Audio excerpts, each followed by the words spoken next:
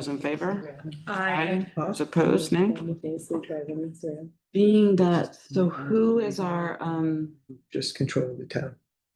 so is it just town and you are the participants? Yep, so I'm in charge of the town right now and Suzanne's in charge of the Mussing Group. Okay, fantastic. I just want to make sure there wasn't any public. And if there were, we would see them down here. Yep. Okay, great. We're to the inventory chapters, continue review. Right. So we thought today, a couple of things. It might be interesting to just sort of recap and maybe combine a larger discussion on housing and land use, just to kind of continue on with the discussion that we started last time. So it's not really maybe slight pivot from the way that we would typically do the inventory stuff, since we've already talked about existing land use a little bit. We talked about housing a little bit, and the last meeting that we had was more of a here's the housing data, here's what that housing data is telling us, which I think we all agreed is a bit dire. It's and we need to try to start to think about some things to do with housing. So one thing, actually had printed off all the some maps, and I left them in my truck, so I might have to run up and get them. If you want, or I can do it. Good luck. Parked up there. Yep. Yeah. Probably on the floor in the back or on the chair. So I actually printed off, so we printed off the zoning map. We printed off the previous plans, future land use map. And then we also printed off a map that just sort of shows parcels and zones and infrastructure and other stuff. So I thought maybe interesting. And then I also printed out from the land use ordinance, this is the description of what all the districts are supposed to do. So today, I don't think today's exercise is really to do a deep dive on here's all the goals and strategies, like the real strategies that we might want to consider from the old plan. But I think it's to have more of a conversation about continuing to familiarize ourselves with, we know we have a housing problem. Here's what the land use maps are saying about the current policies as it relates to how development and where development should happen in the community. And then maybe just have a bit of a higher level conversation about that kind of stuff. Does that make sense? Mhm. Great. And then I think the bulk of like the last half of the meeting, we really just want to start talking about public outreach, because we're going to want to have our big public meeting in September, end of September timeframe. So there's a few things, and we've penciled out an agenda, sort of a format really for that meeting, and we can start to talk about that. Is this a proposal for one big meeting or per? Yeah, big P public meeting. Okay. And then we can circle back around and do follow-up village meetings after that. Okay. Yep. So. And the village meetings you did before, was it a year ago? Probably more than a year ago. Yeah. But all of that was sort of in preparation for this Yep. comp plan. I mean, I think it builds, we have a report of that information, and it was sort of an effort to kind of build momentum toward a comprehensive plan. Yes. So there's nothing, I think there's definitely stuff in there that we can use to help formulate, some of the higher level things that we're thinking about. Yeah. Yep. But I think we're sort of, what I think would be interesting is to, just start to familiarize ourselves with, here's the existing policies of the town as it relates to housing, and do they start to make sense? Thank you, Susan. Mhm. So that's where we are. Do you want me to Now let's roll them out. dramatically? I think it would also be interesting for us to have a sober discussion about what the actual drivers of the problems are. Sure. And what limitations are in terms of future ordinances, rules. The drivers are bigger implications. than us. The drivers are actually involved. Yeah, and I think it's nice to recognize, what let's have a brainstorming session and think about what are the drivers, and then use that as a way to pivot to say, how do those drivers get things as the comprehensive plan? How do we use a comprehensive plan with some of those drivers, or what tools that we have in our responsibility. That we need to start thinking about, because when I start thinking about drivers, sometimes it's like, thinking out of a fire hose, because some of the drivers are not things that we can control through this process. But maybe it's to start to think about those things and then figure out, okay, here's some drivers now, how do we use the tools that we have available to us to help work for those drivers? I think maybe, But if we're not discussing the actual or things the problem in this process, the ability to come up with posed meaningful efforts to affect the problems that we have are not likely to get very far. I'm not saying that it's something that we can control or Mhm. we can change. Yeah. But we don't recognize the source of our challenges, and we don't have a community-wide discussion about that, not as a blame game, but an open reality check. community-wide discussion about that, so that everybody can think about where they're at with regard to that. Then I don't see how we actually end up anywhere better 10 years from now than we have since 2009. And people get overwhelmed by it. And yeah, it's a huge, way beyond our boundaries problem, but Some are, yeah, I think that's what I'm building on your comment, which is to say, let's brainstorm Yeah. what some of the drivers are, so that we can all agree and identify what those are, and then take a pause and say, okay, now how do we use this tool to affect change or whatever needs to happen as it relates to those drivers? sure. And then I was looking over the existing plan again today. And I think one of our challenges is also going to be on that handful of topics that are very important to the community, really thinking about what are the measurable commitments that we can make as a community in order to try to make progress. And then maybe it's, and that leads to a whole other series of questions that I'm sure we're not going to get to today, but that implementation and measurability and accountability to try to do something or nothing. Again, I could get, Kathy's supposed to punch me in the arm if I go too down the rabbit hole today. Like at some point, there's a few things in this community that you just need to decide either you're going to do something about it or you're not. And that makes your path is one way or the other. And that's the end of the discussion. So we need to figure out what those things are and then give people the option to make that choice somehow. I don't know how to do it yet, but it's many a day as we're slogging around the town and the island trying to figure out, like, how do we deal with all these things? How can we help people deal with all these things? At some point you just need to decide this is the path we're going down. And we're going to either tack a little bit and try to do a different path, or we're going to keep that path. And that's fine. They're both totally valid outcomes. But we just need to decide. Because right now we're kind of in a weird limbo. I have two thoughts. Well, one, I wanted to tell you what these maps are before I spread them out, but it could be like if the committee decides that housing, as we think about it, interconnected to everything, is the major focal point of this comp plan. And I'm just saying maybe that is a decision you make. We could, after the public meeting that we're going to talk about, that we're planning for the fall, we could have a workshop, as a town, to really dig into some of those things in more detail.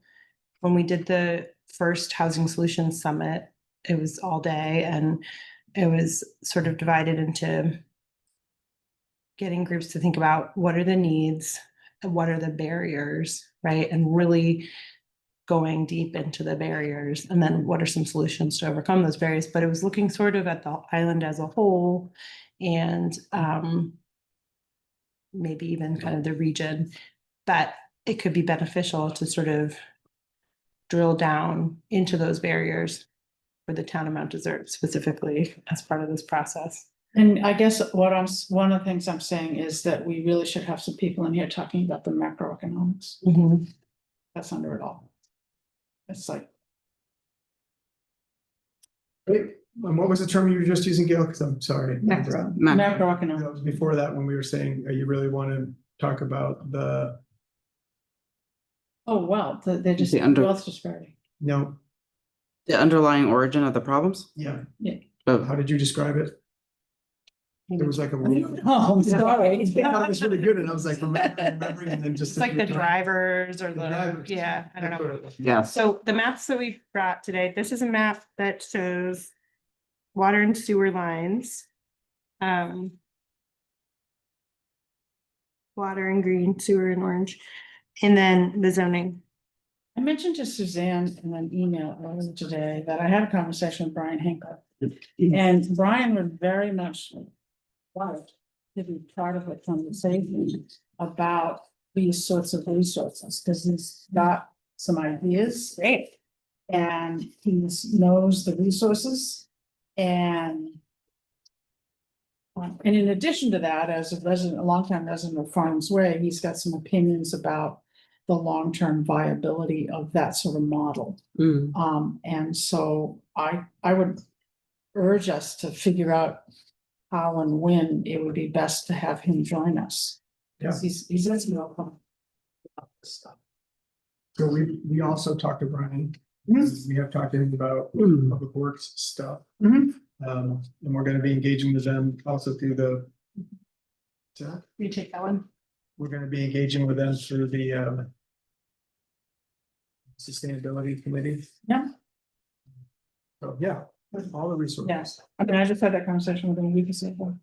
This map is the future land use map from the existing comp plan. So if you look at the legend down here, the places that are orange, red, and purple are what the previous committee defined as the growth areas for the future, which is now. And the arrow that they indicate there sort of goes from lower intensity to higher intensity, for lack of a better description. And then these are sort of the differentiations of rural areas. So just to explain like what these maps are showing.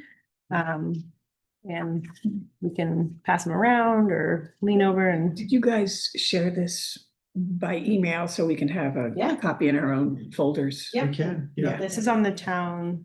Yeah. Website, I Yeah, think. Okay. these are all, Um, except for that one. yeah, this one we made for our own purposes. Yeah, so just to explain what those are. Yep, so everybody on the planning board should know that. Easily one. Well, I'm interested in Gail's concept of getting started, so if we think about, as a kind of a carryover from our housing conversation, which was a lot of data. Here's what the data is saying in Mount Desert, and we can recognize that there's some issues. But if we just want to get kind of a list of those big picture drivers on paper so that we can start to think about things in that context a little bit. What are those drivers? What are people? And I think we ought to just put everything on the table that we can think about, and then maybe there's a way to kind of consolidate that later. But let's just get it on paper first. The natural environment, having a national park here, having the ocean here, having mountains here. It's a draw for people. So the natural environment that draws tourism or all kinds of people living here. We talk about, there's a firm called Headwaters Economics. They wrote an article called The Amenity Trap. And it looks at communities similarly that wrestle with like having a lot of desirable amenities that draw in both year-round people, but also a lot of seasonal visitation. Everybody. Yeah. Mm.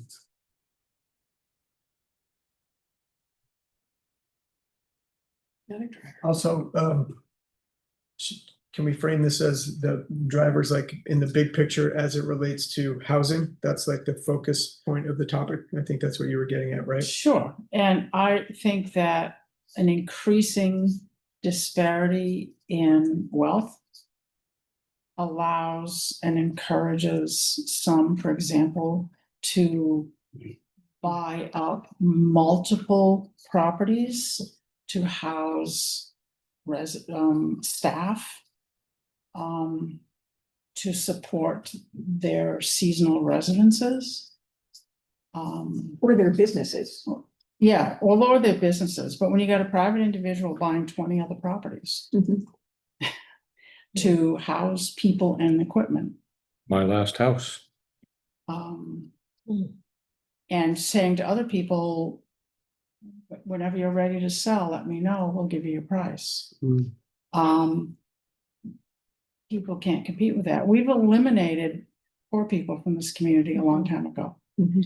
We've eliminated over the past few decades, working class people, and all those people have moved to Lemoyne and Trenton, children of working class people. And now we're eliminating people who have always traditionally been middle class people.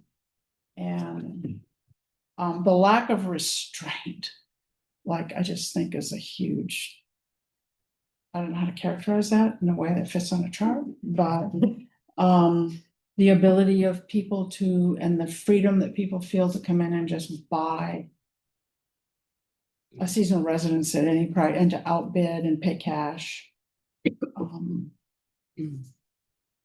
People can't compete with that. They can't buy their home, they can't finance a home, they can't. And our lack of regulation to prevent and to moderate any of that. It Some seems, people have said to me, I'm sorry, I'll stop after this, but some people have said to me, now that Bar Harbor has, more restrictions on STIs.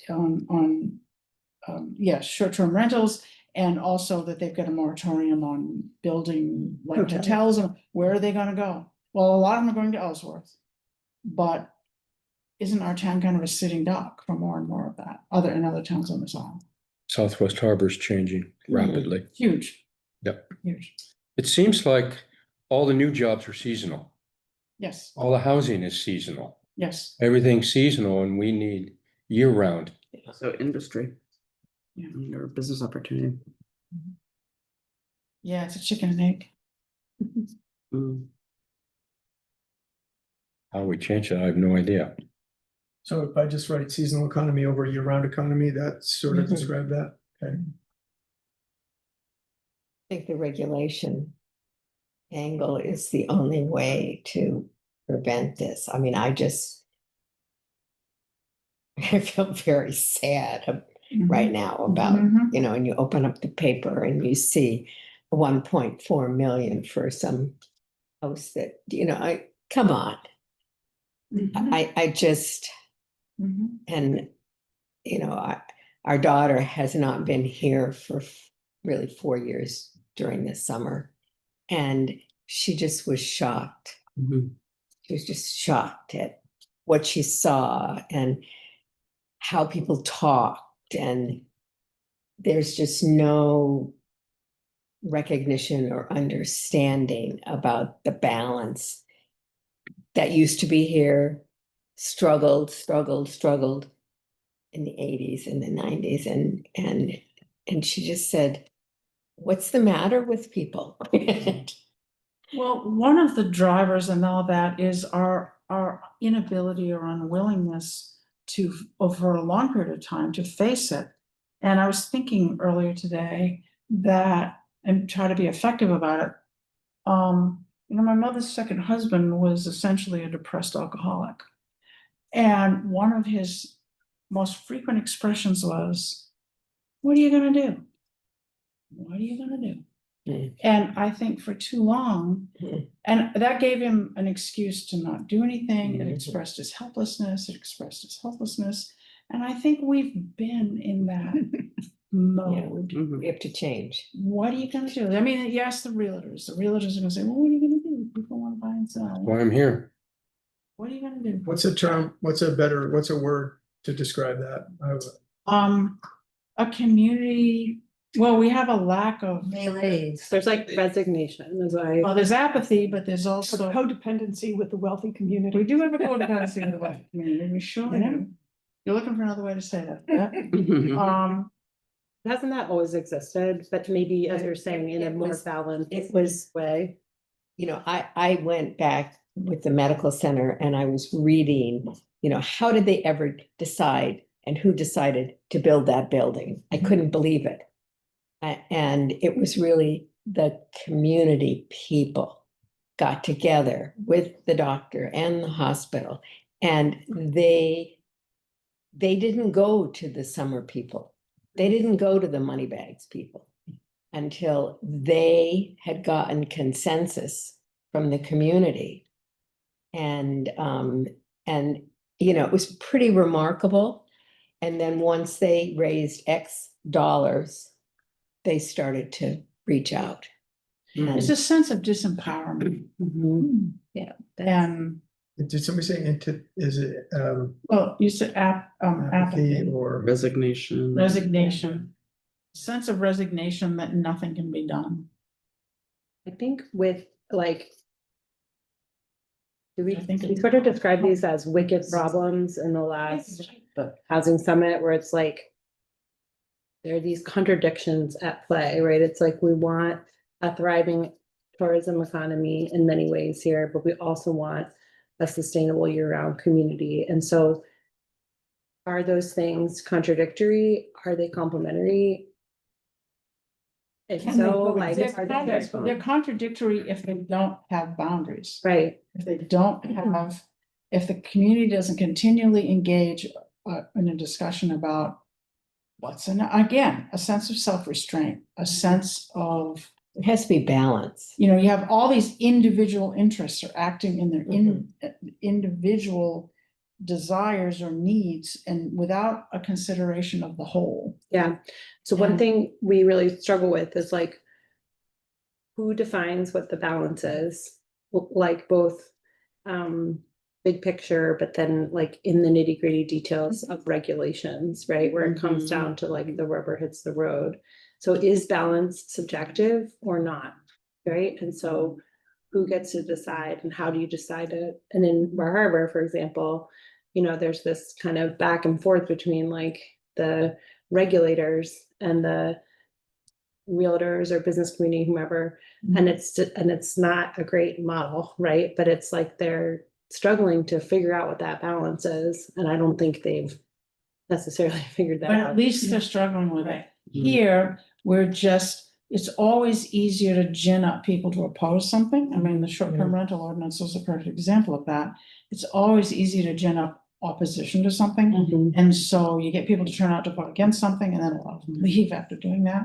And then if you don't, but if you also need to take responsibility, if you support something like that, you also organize and you get people to meetings.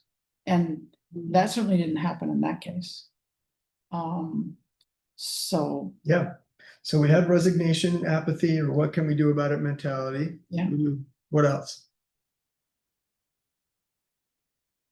No? Guys? I wonder about this because I've been thinking along these same lines for a while, and that this is a pretty nicely balanced group of ages, and having you and Shoshona here, I think helps to balance that out. But I think that there are Thank you for being. so many young people. I think of all the kids, my kids' ages and their contemporaries who can't afford to come back, or they're paying a fortune to come back. Mhm. And how do we get them engaged to help drive these issues? And that's sort of island-wide as well. But because I don't know if any of you saw David Hogg, who spoke at one of the COA things. Yep. He has been involved with the Democratic National Committee. He's one of the survivors of the Florida shootings. Parkland. Of what? Parkland High School. Parkland High School.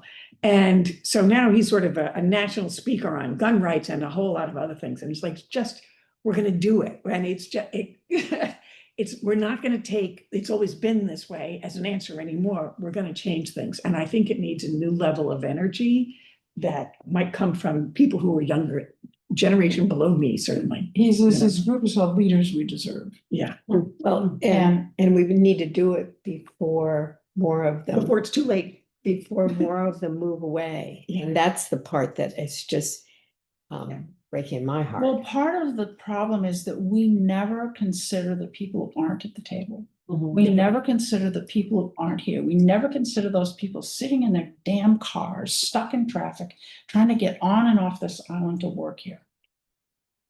some of whom used to be able to live here. Yeah. And the cost that they're just a sheer energy and time and life and financial cost it takes them to do something like that. We don't take that into account. And we need to be thinking about the people who would like to live in the kind of housing that Kathy's trying to get built. So just to, I mean, it sounds like people are thinking about that at least, but the question is, how do we get other people to think about it, right? Right. How do we engage people Where who are are they? not here at the table, right? What I found the most interesting, and I'll just share, I was on the nursing MDI or MDNA, Mount Desert Nursing. whatever it Association. was, I was on it for 9 years and then, went to the Chowder Fest. The first year was just all the same old people, whatever. The next year, I never got a poster. I never got a call. There wasn't anything around. I said to Terry, are they doing it? And he said, nobody gave me a poster. And I finally went up, storming up to the building and said, what's going on? When is it? And they said, oh, it's in 2 days, Judy. And I said, well, who do you expect to come? And they said, we have so many people. And I went, really? 300 people. There were people, there was a band. My husband and I walked in and we went, huh, who are all these people? That's great. And they were young, they were excited, they had kids. It was just the best. And they were locals. Yes, Islanders. they were islanders. And Yes, they learned about it through social media. that's How they kind of exactly spread right. them in the mail. So, Instagram, Snapchat, all the other stuff that I don't use.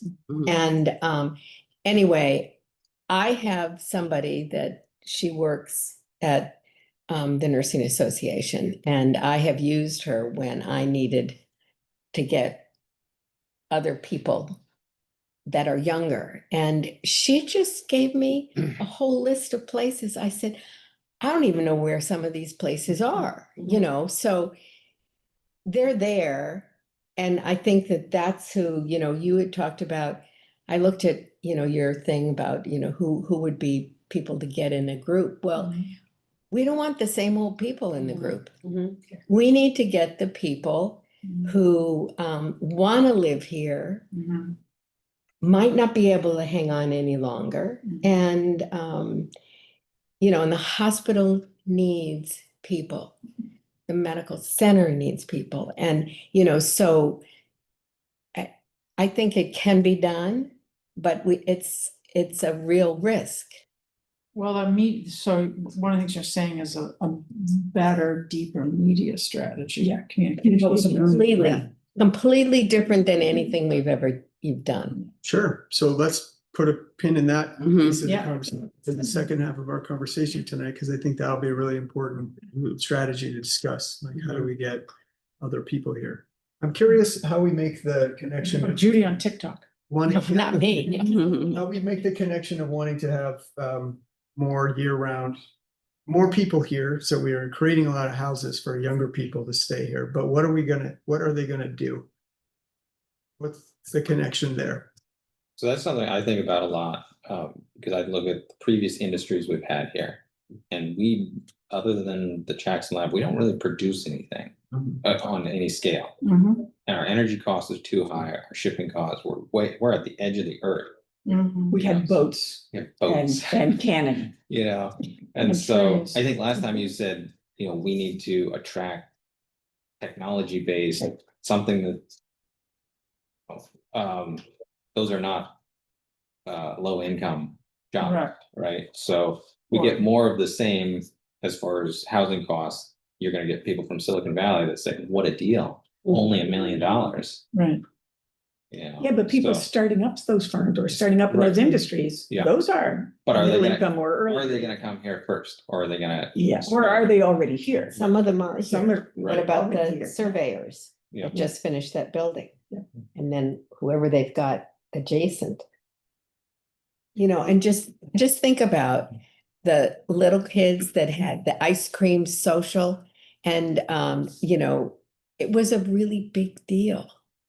And So we're just tapping into, we don't have access to those people.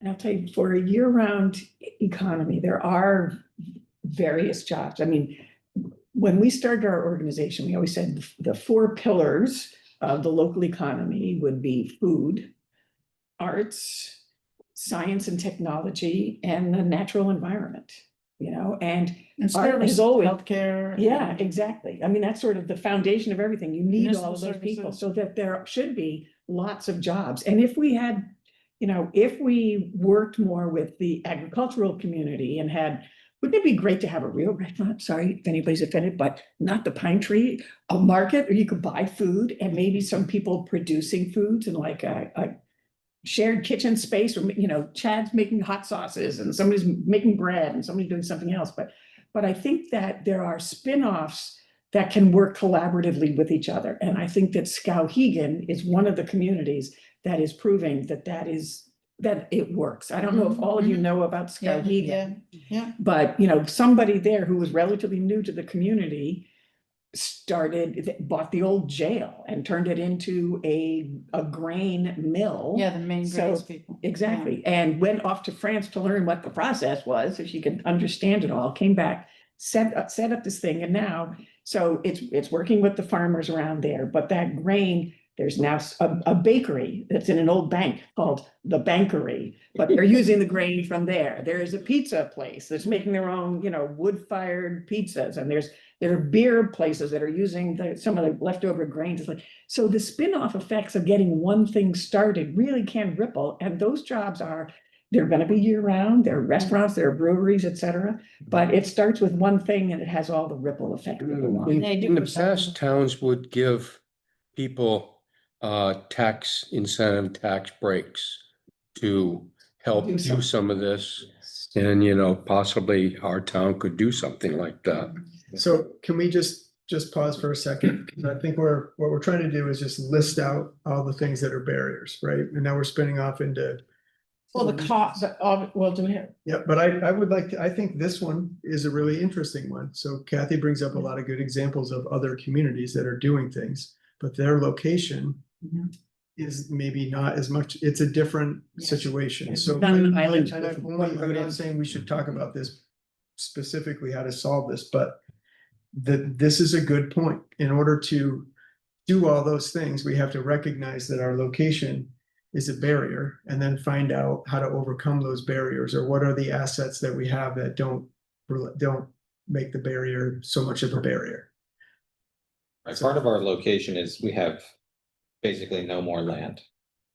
Right. Everything is, It's finite. it's finite, Yeah. more so than Skowhegan, Mhm. right? For sure. For sure.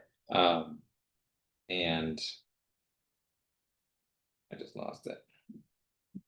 And the one road in, One road in. one road in. Let me build on that Yeah. though, just a little bit while you're thinking about it, but I also would argue that we have to, not argue, I suggest that as we're discussing this, we also have to think about the fact that our location, we need to, particularly in terms of economy and maybe even housing on the broader scale, needs to be thought of not just like how does this town solve all Right. these issues? It's how does this community as a four-town community and a micro-regional community fit into this question? Because that's really the only way. Because that's what I was gonna say is, one of the economic barriers is the tourism component. And by the time people leave, the restaurants that we're talking about, they're ready to close down.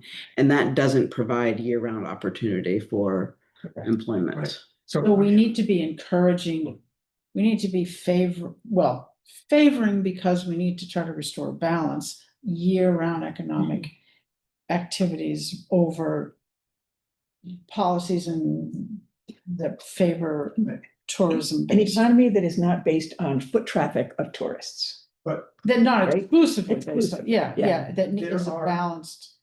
places in this world that aren't too far away from here that have actual year-round businesses that are based on tourism and visitors and foot traffic that don't close in October. Belfast. Right. And so, Even now others. that spirals back into like, well, there's nobody around after October, but do we think about maybe as part of our economic discussion, like, how do we take a 3-month season and turn it into a 12-month season? Like, how do you balance that out? Seasonal And I think- housing into year-round housing. Yes. But I think that Yeah. also goes to your point of it's a community-wide and island-wide discussion there. I mean, if you want to take the town of Mount Desert, that's a challenge. Northeast Harbor is a destination, whereas Belfast is a drive-through. Seal Harbor is a destination, and then up in Mount Desert, I mean, you don't have up in like the villages, Solmesville area, you don't have any restaurants, and other than the one stop. But you laugh, but like feels. I know, yeah, I know. Exactly. But you know, so that goes to that point of that this is an island-wide conversation from that standpoint. I still think that there's a way to think about, you know, I look forward to the tourism conversation that we were having, and also having like, I don't know why, but that you know, tourism isn't always a bad thing if it's balanced and Right. it provides things back to the place that it's from, not necessarily extracting from it, but also like there are good jobs that people do in other parts of this country that are very much related to the service industry. Mhm. We need to maybe think about our service industry as valid year-round employment. And what are the things that business owners need? You know, you can't expect a business owner to just be open for the sake of being open. Like, that doesn't make sense. But like, You need to have people who are living here who can afford to Yeah. take advantage of this. or also visiting here in different times of the year. I do think in other I think places That that, does not solve the problem of affordability and livability of this community. I didn't say that it did. I just said it still creates year-round employment if you think about it differently. Before I forget it, can we add seasonality to the drivers? Seasonality in what way? Not seasonal economy, but seasonal weather. Seasonal what? Seasonal Oh, the weather. weather, you know, I mean, it's gonna get better in We're gonna 50 do years. a Big dome. No, I mean, we're just Uh, not gonna. But, you know, we're packed in the summer and we're awfully light in the winter. Yep. So, Yep. Beautifully those light in stories. the winters. yeah, I know, I know. All right, But it's this is a really interesting conversation. I just want to make sure we're getting all the drivers. Just if we, are we leaving anything on the table here? I'm just trying to manage time. a We have little zoning, that's a driver. We've restricted what we can do Sure. in many places. Well, is that the lack of regulation? Well, both. There- Yeah. They're two different a things. different kind of regulation. Too much regulation. Kind of regulation. You need the right kind of regulation. Lack of town resources, In what way? septic, water, Infrastructure. which makes the infrastructure, which makes it much more expensive for Mhm. housing. It's so much easier if you have town water and sewer to make homes. Yep. It would be affordable. Denser homes, yeah, more homes in a Yeah, smaller area. because you know, I still baffled by the Somerville map about density. It's like, it's not gonna happen Okay. Good. until we build Good. up. Good on list. List, yeah. Yeah.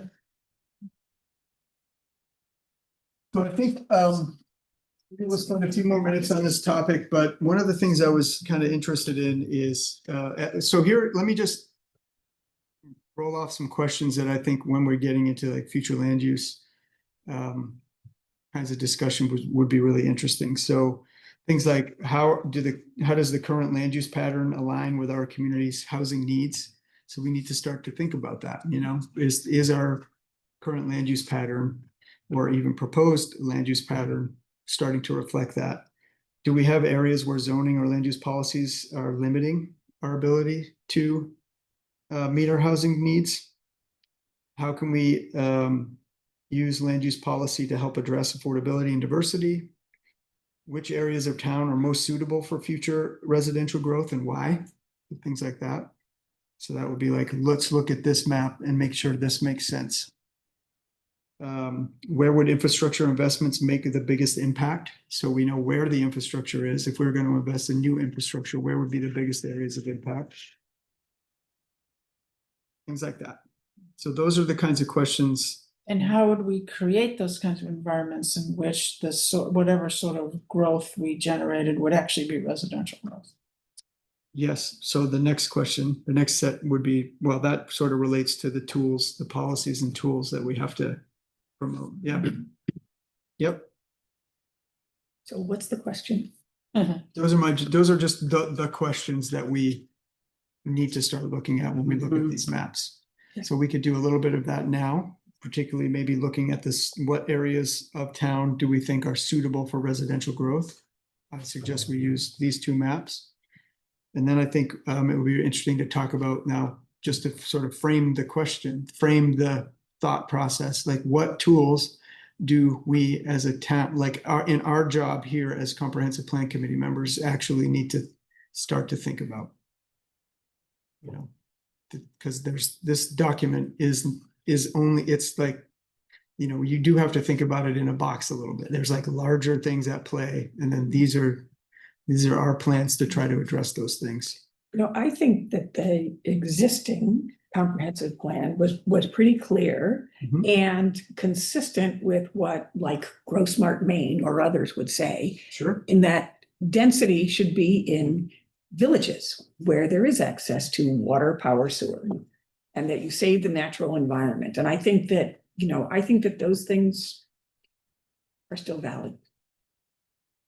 Except that what you're doing is saving the natural environment as a preserve for those who can afford to live in a more spacious environment, and you're packing others who can't into more concentrated areas, as opposed to figuring out how to also use those currently less densely populated areas in a more efficient and effective fashion. So that's why I was thinking it might be interesting to have Brian Henkel come in soon. Yes, yes. I mean, some of these questions we're asking right now, what are the areas that are suitable for residential growth? I feel like Brian can be a part of that conversation and share what's possible, what's not possible, what the thinking is.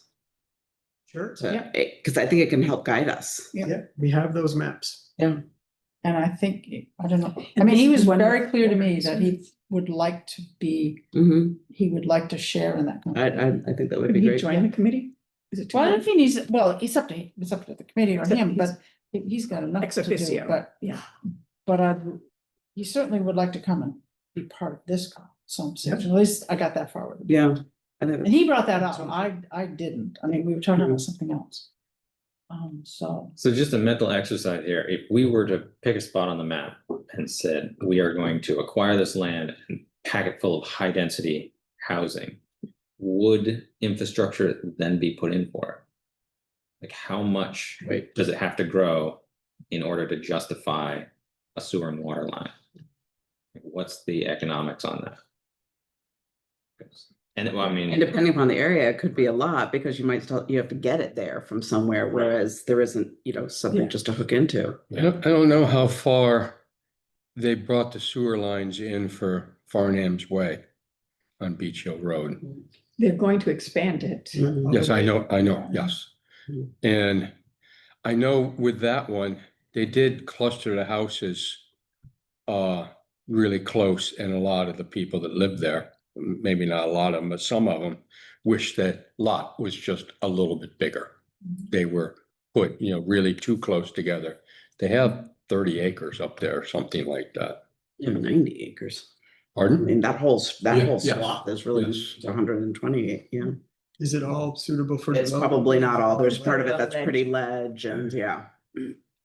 It's It is a choice that people make, Yes. because they designed it yep. to be clustered. And the Yes. whole point of clustering is so that you have woods. And Yes. from my experience with some of those families, like, yeah, especially during COVID, those kids are out playing together, like as a family out in the woods all the time. And so it worked very nicely. And there's actually been not too much turnover in that whole neighborhood. I know Megan had left and some folks. had left. And the person who bought it, they left. Is that Now there's a Christine? third person in there, and somebody else that lived across from him over on Sydney's Way. I think there's 2 or 3 have turned over there, but there are numerous people that have been there and still are there. Yeah. And I don't want to say anything bad about, and I hate the word workforce housing, but if you would take people up, it's not pretty up there. So. I don't mind not mowing the lawn, but I guess what I would suggest is that we reserve our opinions about how we personally want to see our own properties and think about it at a higher context, which is where are the areas where, can we all agree that we need a diversity of types of housing for people? absolutely. Okay, and so then if we start with that premise, then we can start to think about areas over in this part of town might be more appropriate for more dense development. And there's a demand for that. People like to be there. And then there's other areas of town which we want to make sure are big open space areas because they support the farms and that kind of stuff. And there's all the ranges in between. Right? Can we all agree that Mhm. in our community, we're going to provide a full range of housing types? A mix between ownership and rentals. Correct. Mhm. And looking at this map, I don't see very much R1 or VR1. Yep, It's, a lot of the property is, 2 acres or more, right. which, increases all the costs. Yep, sure. And I think that's sort of, so to sort of combine Kathy and Gail's comments, one of them is, where in this community, should we take a look? I'm a fan of looking at your existing future land use map because it was very thoughtful and there's a reason why it's that way. Starting from that point, did they get anything wrong? So where in the community would be suitable for future growth? And then to build on your comment, Gail, which is where are there places in our community which are underutilized for future growth? Yes. I think that's what you're getting at. Yes. And I think they're both exercises that we need to go through. It's not an either or situation. It's, and so then when you're looking at different tools, so the things that we need to do as it relates to housing, as we've discussed, are increasing the supply and diversity of housing types. We're looking at, are there zoning and land use policies that we need to recommend to encourage diversity of different housing types? Are there incentives that the town can look at in order to help promote housing? So are there restrictions that we need to put in place, that things that we've talked about before? If you do this kind of thing, you have to make sure that there's a deed restriction for year-round housing or things like that. So there are tools that we're going to be working through are there partnerships that we need to recommend through the comprehensive plan that the town works for? Are there assets that the town brings to the table, not just from infrastructure, but tax properties or bigger pieces of land like they've already done? So all of those things we're going to be, I think, talking about. I don't, not to play up Brian too much, but one of the other things that he latched into with me was a discussion about the model that Farnham's Way represents financially and how he sees limitations to that and how he has other ideas about that. And also some ideas about how, do we have a model in which we pay people to commit to restrict their property to selling to someone year round? And what would that look like? And I mean, there are all sorts of ideas like that. Yeah. But if you're gonna kick off and you wanna go, I'm gonna go back to my village, which I always do, ad nauseum, is I don't understand how you can have, want dense growth in Somersville without, first of all, with a very narrow, extraordinarily overutilized 102 running down the center of it. And that I don't know how it can handle so much more traffic than it's got already. And what you can do without water. And so that, again, that gets into maybe our discussion with our friend we were talking about, because you've got to put in municipal water. Right. You can't. Maybe that's I'm worried, I gotta Infrastructure. sell, and I'm thinking, and I got summer people all around me. I'm thinking okay, I hope it lasts. Can we look at the orange areas Sure. here? 'Cause those were the indications of future growth. the orange areas are the village expansion or extension areas, I think they're called. And everybody see this? Yeah. Feel free to stand up. Can we put it, Close. are you able to put it up there or? Did you find it in our files? Or did you finish it up? Okay, It's I'll in find it. the, That's right. Oh, it's on the town website, you say. let's see, where did I find it? Was it in here? Yep. Okay, I'll find it. I guess my neighborhood is a good example. On my side of the road it's R1. And on the other side of the road, it's R2, Yep, and it's a dead end dirt road. And we have two different zonings yep. on that one little road. And where's your house again? Oh, yeah, it's right in the niche right here. And, Future growth. Hill Crossroads. It's a future growth area. Yep, Yeah. yep. How would we go about, what's the mechanics for going about reanalyzing the zones and questioning and redrawing the zones? What's the mechanics for how you Yeah. do this? So the way I think we want to go about doing it is looking at this area in a bigger, this map and saying, okay, these were supposed to be future expansion areas, or these are the. This was the plan from 2009. Yep. These are the growth areas, and then we can we can kind of overlay that blob. I think we can, and I think we have already, but we can overlay that blob onto this, a map that actually has the zoning on it and say, okay, I see where the zoning isn't reflective of what the future growth area is, for example. So that would indicate like, Start. Yeah. okay, does the R1, R2 make sense there or not? You know, does this need to be an R1 as It opposed should to? have now an R.5, because those are the new state rules. Well, the other thing, yeah, here's the other thing we need to get into is that, so there's new laws that just got passed when we're going to be getting into this through the Luso committee, but there are connotations, I believe, to comprehensive plans in when you call something a growth area and it is served by water and sewer, then you have to have certain lot sizes. They're like, you're required to have like minimal lot sizes, Like 5,000 square feet. 5,000 square feet. So Half of what, And we're 10,000 right now. yeah, in some areas, right? for R1. Right. VR1 is Yeah. 10,000 And so- square feet. I say this only with caution in that even on areas like that don't have municipal water and sewer that are in growth areas, your minimum lot size is now has to be 20,000 square feet. So we want to just be, I think you can In a get, growth area, what's that? in a growth area. Yeah. So I just think it needs to be, we want to be thoughtful about what we call a growth area and then thoughtful about what we call other areas, because there's just limitations to that we have to be aware of. I'm not saying we couldn't call them all growth areas, but I think that's just something we need to, as we're talking about it, we just need to have the regulatory context now more than before. So this map has water and sewer lines indicated on here. Yep. That one does. What does it say about that area, Beach Hill Crossroad area? What do you have up there? It's all wells. Yeah. I think Everybody's it's- in the well and septic. Well, and septic. Yeah. Well and septic, Mhm. yeah. There's the map on the screen as well. Hold on one second. Let's see, there's like that toolbar underneath the one. Have you increased the size 19% on the bottom? Yep, The whole a screen. way to make. My the- laptop is like 100 years old too, so it's probably like, oh, And that's about how much growth we've had in the last 100 years. How to make it larger, sorry.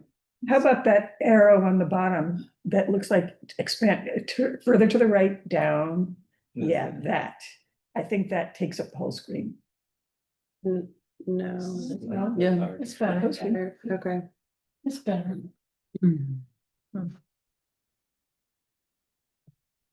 yeah, so I don't mean to get into like a full-on future land use map discussion here Mm. tonight, because we definitely will have to do that, but as a starting point, it's informative to know this is where we are, because it relates to, housing and land use, which we recently talked about. Mhm.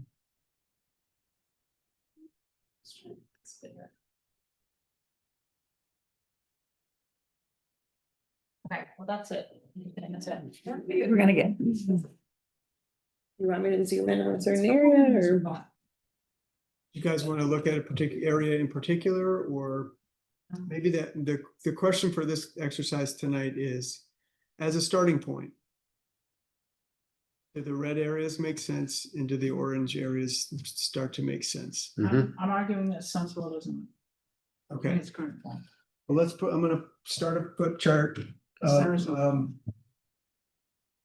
as the people on the north side of town work in Bar Harbor, it'll be fine. Well, you mean so they go over there to college?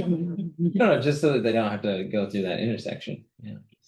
Make sure you're always headed. Oh, well, Well, and it's interesting because it's marked as a village and Jonesville there's no commercial spot left there, really. it's not a village. And you've got that road is a huge problem. You Yes. imagine dumping a lot more traffic Mm. from a more dense, like if my lot had like an apartment building on it. Well, first of all, it would be impossible coming out of my hill. That's a particular problem, You but, should try our driveway, try and um, back out of that into something. yeah, I'll talk you with it. This is him someday. But dumping a lot more residential traffic onto that street, I just can't imagine. So down in the Well, north. I mean, you could put traffic lights here, here and here. So we don't need to solve the issue tonight, Gail. Yeah, I I know. think we just need to point out, Well, that's, some things, this is an area we want to make sure we're discussing at some point. Suzanne, are you gonna say something? Yeah, I mean, and this is not meant to pick on you, Gil. This is a really a larger question that we ask when we talk about housing in particular, but it's like things will have to change, right? And what are people willing to give up? What change are you willing to live with in order to like yeah, bring the balance That's back or good. however you want to phrase it? So like engineers can do a lot of stuff, right? But it might mean that like a road is widened and I'm not advocating for any of this. I'm just saying that like, these are the types of questions we have to ask, like, what are you willing to give up? What kind of change are you willing to live with? And where's that sort of tipping point of, this is apocalyptic change or whatever for the things that you value. And so I'm just using your example. It's like you could widen the road. You could, do a lot of things to accommodate more housing in that area and or not necessarily build new, but actually populate the houses that are there now with year-round people. So those are just the way we like try I and just lost another one to your. talk about it. I'm trying to figure out around Northeast Harbor to the, above it and to the right, what are those orange areas? I Up mean, here. Is that, pockets of, but in the green, no, that orange where your hand is right now, what, The Astacoot, across the street from the Astacoot, Yeah. there's those. All those houses. that's where the savages all live and stuff, right? Yeah. It goes all the way back. There's a Yep, lot of that's it. Gatehouse Drive up there at the top. Yep, and But you- further down, was included in that.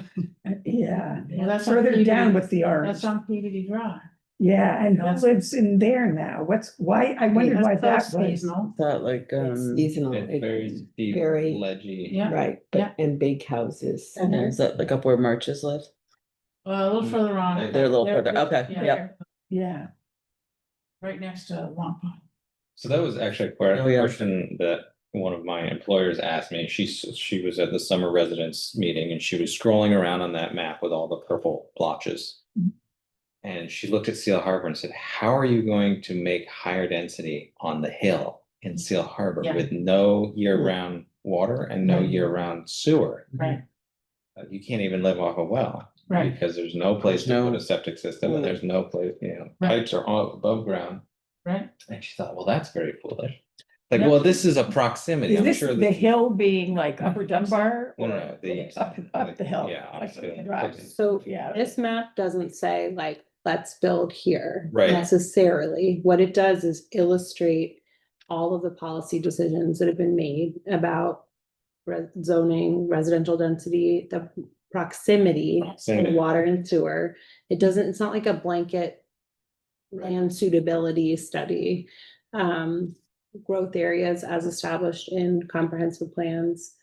And then clusters of parcels that are village style, like 20,000 square feet.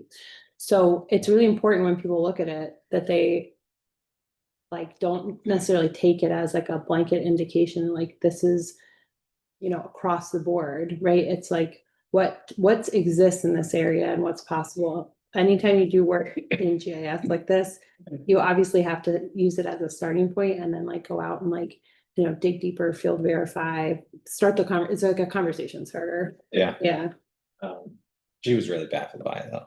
And I had to. Well, I'm happy go to through some of those talk with her. restrictions and. Yeah. This is, I'm sure it's 100 feet from the end of the water line is where they drew that circle and said that's feasible. Mhm. Not knowing, nobody ground truths this and says, oh, this site is suitable. It's not a set, Right. like a So- land suitability analysis. It's an illustration of overlapping policy decisions. So Yeah. when we're looking at growth areas, we're fortunate, we know the area pretty well. And Gail, you can say, my well is going dry. This Yeah. is not suitable for. Right. high It isn't end- yet.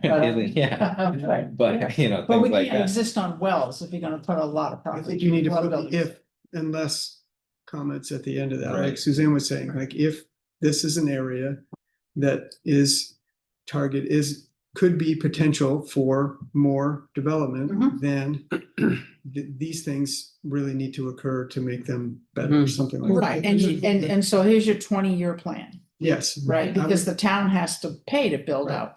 And I would say, Oh, even to somebody who lives on the hill in Seal Harbor, just because today you have water lines that go above the ground, doesn't mean a year from now, all of those lines aren't gonna be underground. And it's already happened in a bunch of places over there. So, yeah, I think the reality of the economics over there might be a little different than the reality You of think? the policies and the physical ability to actually do something over there. Right. But that shouldn't limit us to saying, hey, we should look at this place. These are opportunities. Right. Mhm. Yeah.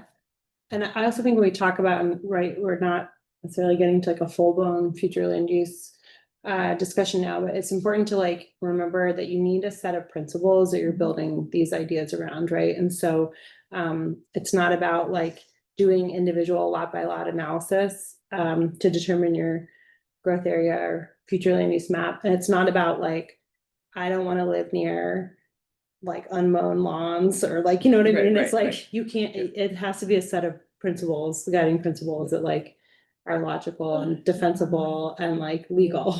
Yeah. But if we don't ground our proposals in with doable plans, we'll be looking at the 2025 version of this map. In 10 years. Somebody will be looking at it 10 to 20 years from now and say, geez, that was nice, but we didn't get anything done. Mhm. And so we've got to say, well, we can say Somersville's a growth area, but just dig in and say, what's that mean? What does that mean for transportation? What does that mean for utilities? What does that mean? What's that gonna take? Mhm. Right. And you build out, if you're gonna build out a plan for 20 years or something, and here's what the town has to commit to doing, and here's what. Wouldn't even say there's an interim step there, Gail, which is to say, hey, Somersville is a growth area. If that's the way it's designated, or that's what the community wants. And we've identified a few, some high level things that need to be looked at in Somersville in order for it to be a successful growth area. And we would recommend a more detailed growth plan for that village. Yes. And then that's it. That's our next step. And that plan needs to be done in 5 years or Yes, yes. Mhm. I'm just Yes. making timelines up, but Yes. where we are gonna go with this comprehensive plan isn't to solve the issues of Somersville. We need to agree. Somersville is an area that needs to be targeted for growth. We can already see through our analysis that there's some zoning inconsistencies that need to be looked at. And there's some infrastructure needs, and there's some traffic issues, and there's some other things. And now you need to go and figure out those things. It makes sense to me to say Somersville might be a growth area. And not Somersville is a growth area, because we haven't actually demonstrated that it is. It just has a slightly denser population in it already, of historic homes, by the way, in the National Register of Historic Places. So.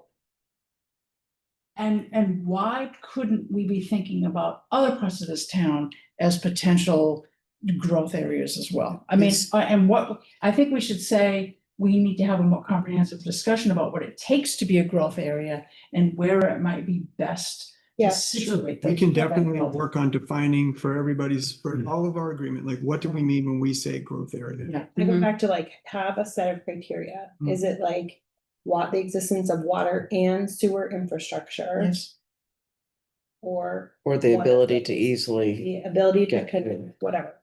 but like have a set of criteria that makes sense. And understand the implications now under Maine state law of what it means to designate a place as a growth area. And then using that criteria, you can identify those places on the map that make sense. But yeah, you can expand it out. And it doesn't have to be binary, right? So one thing we're wrestling with another town client, is like, there's obviously now a very legal, there's these implications of using the phrase growth area and you're forced to identify them. As a plan, but like, there could be other language that you use to describe something that's like limited growth, or in the past it used to be transitional or something like that, where it's like, we're not thinking of the highest density growth going into Stonesville, but it could like accommodate some, Yes. infill, whatever. And I'm almost gonna guarantee you that if the 2009 Comprehensive Plan Committee had been working with the state definitions of what it means to be a growth area in 2025, you wouldn't have seen such a rush to just splotch a bunch of red stuff there. And there may be other areas like that too. I mean, it's an entirely different conversation now than it was in In what 2009. way? Just because of the density? Because of the actual density that would be realized and would be allowed in an intense growth area. I'm not aware of too many people who line, I don't know of them anymore, actually, who line the main street in Somerville who would be in favor of having apartment buildings next to them. So I'd like to just, I think we can pause this conversation because we need to move on, but I do think. And I'm using that as, I don't mean to just highlight Somerville, but Yeah, I'm using it it's as good. kind of like an example. I totally understand what you're doing. Yep. And I think we also, when we look at the area, we also need to look at a larger area. Like a growth area has many different characteristics. So the historic street in Main Street, Somerville, Yeah. isn't all of Somerville. There's other parts of Somerville.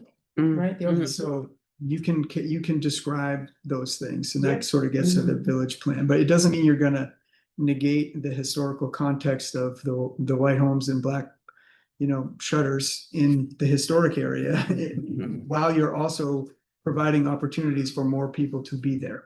We first called it a cute white Republican village when we first got here. Great, let's pivot. Said, This has been really helpful, I think, well, for me, anyway.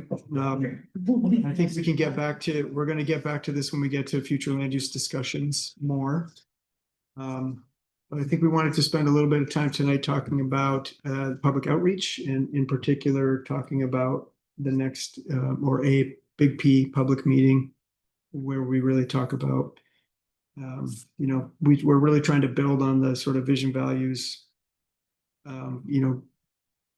mission statement type discussions. Do you have, I think I pulled up Yeah. that. So do you want me to Go take for it it. away? Okay. Yeah. So, we've talked about having this public meeting, and I think we've been like, when is it gonna take place? And some of that was very much dependent on how far we've been able to get through these inventory chapters, and we're really nearing the finish line. We've put them all in a binder for our own staff purposes, and we're reading through and reviewing. And we still have one more to go, fiscal capacity, but, which hopefully we will talk about at our next meeting in September. Yep. I'm like, what day is it today? Going so fast. Our thinking is that, this meeting would take place sort of at the end of September. I mean, this is a moving target at this point at the neighborhood house. We're going to, meet with Anne Marie, next week or the week after, kind of talk about this in more detail, but, we put together this document, we'll send it out to you all as well, I can zoom in more. But the goal of this meeting, so there'll be some like duplication of some of the efforts we've done so far, and that is okay, and that's intentional. The goal is to inform people about the plan and the process, get people interested and excited, and like the bottom bullet, make people talk to each other about these things. encourage people. Mhm. Right. Strongly encourage. Yeah, well, they'll be sitting at tables together, so hopefully they'll talk. We're going to gather reactions about the key findings that we've developed in these inventory chapters. and have specific questions that'll help us inform. One of the key parts of the comprehensive plan is the committee writes a vision statement. So this is our vision for the future of the town of Mount Desert. And then when we get into our policy writing stage, we'll be writing goals, right? And we'll obviously be developing a future land use map and plan. So some of the elements of the public meeting will accomplish these goals here. So then the meeting elements that we're imagining are, so picture you come into the neighborhood house and there's a series of posters around the perimeter of the room. And these are infographic posters about each topic, right? So there's a housing poster and it has data and text of the things that we've been talking about in those chapters. And there would be one for all the different topic areas that people can kind of approach and look at as they're settling in, and then there'll be a period of time in the meeting when they actually engage with them. Another element will be flip charts with specific questions at the top, and then everyone gets a stack of Post-it notes and they go around and write their answers to these questions, and then they stick them on the flip charts, and it's like this kind of mosaic, colorful mosaic of people's ideas. And these are just some of the questions that we've used in the past in other communities. Some of them are things that were asked in the survey slightly differently. They really help us get at those things that we want to use to write a vision statement. And then another element is having people sit together in small groups with an aerial map and talking about some of these future land use questions that are interesting and thorny. And this is where we're going to encourage them to talk to each other about these issues. And these are just sample questions, like we're not wedded to these, so don't worry too much right now. And then a presentation on like what the comp plan is and the process. So the idea is that some people coming to this would not have even taken the survey. They're like, first I've heard about this, but someone told me I need to come. And that's a chance for them to learn more and get informed about what's happening. Shouldn't that be at the beginning? So this is not in order. Okay. These are just the elements. Yeah. Stand by. So then the structure that we're imagining is about 2 hours. So people would come in, they'd check in and get a name tag. And then there'd be like a brief period of time where people sit down and there's an explanation of the agenda and the activities that we'll go through. And then there's next people will be asked to stand back up and walk around and respond to these flip charts. And the idea is to just make it social. And a lot of times when we do this, we see people definitely do the assignment, but then they also like to kind of stand off to the side and chat, which is fine. And so then after about 25 minutes, the idea is that they would have answered these flip chart questions, and then they would go up to the infographic posters, like the housing poster, and there'd be a prompt like about, what's one goal you have for housing in the town of Mount Desert, and they would answer it and stick a Post-it on there.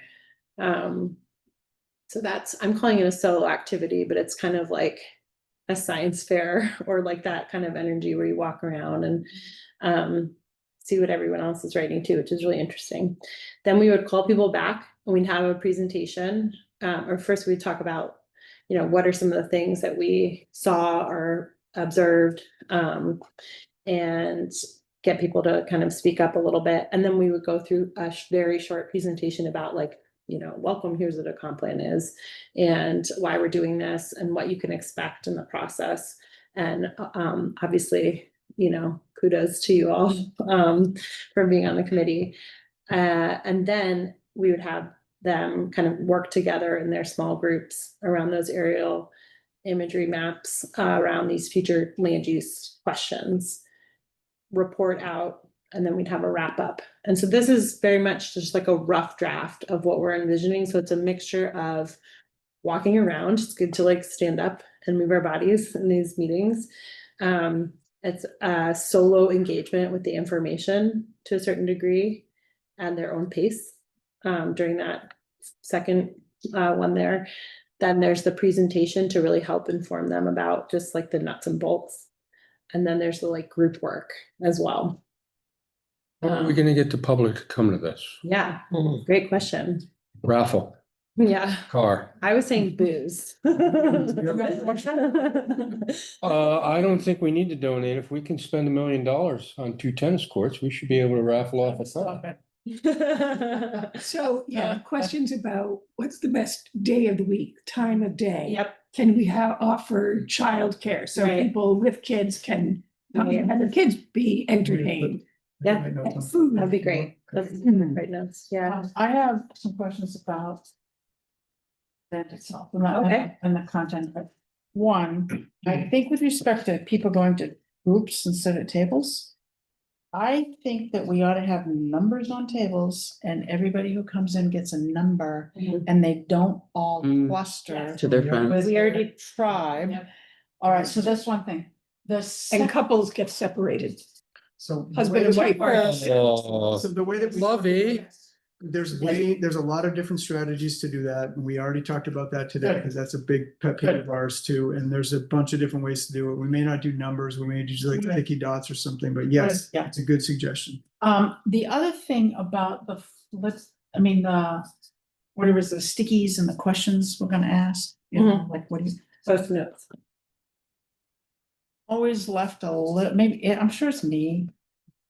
But I'm always left a little cold by the utility of what do you love about Mountis? Mhm. And questions like that. Mhm. We're trying to design a vision for what we want to have happen so that 20 years from now, we're a healthy and vibrant community. Mhm. And spending too much time talking about nostalgia Mhm. ends up, I mean, a lot of the community meetings you had a couple of years ago, if I remember, I didn't go to one, but if I remember reading the output, a lot of it was like, we have an affordability problem, but I don't want my village to change. And I guess it's important to know that, but it's also important to do what we can to encourage people to put their thinking caps on, not just their sort of emotional attachment caps to what's already there, what's in the past, and strategize about how things might look in the future. Mhm. And so I'm wary about too many of those. What do you love about Mount Desert? Well, so Man, I'm sorry, but it's, Yeah, that's like I okay. told you, it's me. yeah, that question is supposed to help inform the vision. So if you love the historic homes in Soamesville, Mhm. and then the idea is that idea there'd be a root of that in the vision statement that we want to continue in the future to value this thing that we currently love in the present. Or That's we want to part of it. have deeper conversations about the importance of that as an ongoing value. So Mhm. I would suggest that if you trust the process a little bit, that you can't, in this particular context, the stuff that we're doing at the beginning Mhm. warms up the questions that might happen toward the end of the thing. So as you're walking around thinking about, hey, and those questions, we haven't refined all the questions yet. Okay. But if you're walking around looking at the poster and you're looking at, the data, and like there's a prompting question for you to start to think about, Mhm. then there's a chunk in the middle of that meeting where we're going to ask people, hey, what did you write? And raise your hand. And then we can use that to pivot to, great, we just heard you guys say, these are all the things that you loved and you're really worried about housing and blah, blah, blah.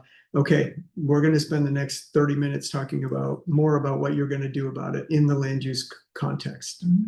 And so that builds to that. Right, and in a later part of the planning process. and But we're trying to get at like the core values, right? And so like Mhm. imagine if we're successful, we have a raffle, we've got childcare, whatever it is, right? And getting a huge number of people to come out, that like you would get this kind of ideally there would be a set of core values that are pretty consistently emerging, right? Now, if it's like we really value quiet or something like that, then you have this idea that is really kind of like a guiding principle in the decisions that you make in the policy writing part of the process. So that's why we ask that question. Mhm. Yeah, and we can phrase it differently. No, you don't have to for me. I'm just like. Yeah. Well, I quite agree with you that question always rubs me the wrong way. It's like, it's very how do you feel about it? Well, I really like the park. Well, that's not the future. And so I always think of it, if I was king for a day, Mhm. what would I do to ensure 20 years from now, we've secured the future? Mhm. How is the park not the future? I mean, it is part of it. We can't do, well, we can eminent domain some of it, but we can't do much about it. Would there be like a mail thing to get residents to find out about this? So we had this conversation about the survey, and like there's absolutely things like that that we can do if we decide that it's valuable way to use the town's resources. Yeah, we can do a postcard, like we created a postcard for the survey, but we never mailed it out. And what other people were saying with, the social media that I don't look at would be a way to bring in a whole different demographic than that we need to have. what, Yeah. who goes to their mailbox anymore unless it's on their phone. Mhm. So I think, somehow or another trying to let people know and convincing them to actually come Mhm. is the biggest challenge there is. Yeah. To get anybody to show up for this. Mhm. They had the ice cream social thing or something, if you could tie in this and that and that and this, to get a group coming in. But otherwise, it's just gonna be us at the So thing can and we- reaching a man at table. Can we, we're just bouncing around a little bit, so I want to make sure we're trying to capture everything, but, so let's talk, so format wise, does that format seem? Yep. Sure. Okay, Yeah. great. One thing I would add, we have a very short introduction. I know we don't want to bore people, but is it worth it to have more civics class education beforehand and say, these are things you can and can't do. This is how towns work. This is, you want to change the town charter, not the comprehensive plan or the zoning. Like, there are certain things you can't touch. There are state laws. Mhm. And so when people say, oh, I'd love to see more of this or some of that, There are that's guardrails illegal. to every Or, decision, Yeah. there's economic implications of that. Do you want to pay more taxes? Yeah, we can do that in the presentation part where we talk about the planning process and or move it up in the beginning so people understand a little bit more. I mean, Getting people's Yeah. brains turned on. Yes, We're saying, yes, like, yeah. let's make, from the get-go, let's say this is a intellectual activity. You need to be thinking about it and not. It's not just a social occasion Right, Right. not just, or an ice cream social. commiserating about. Yeah. problems. Mhm.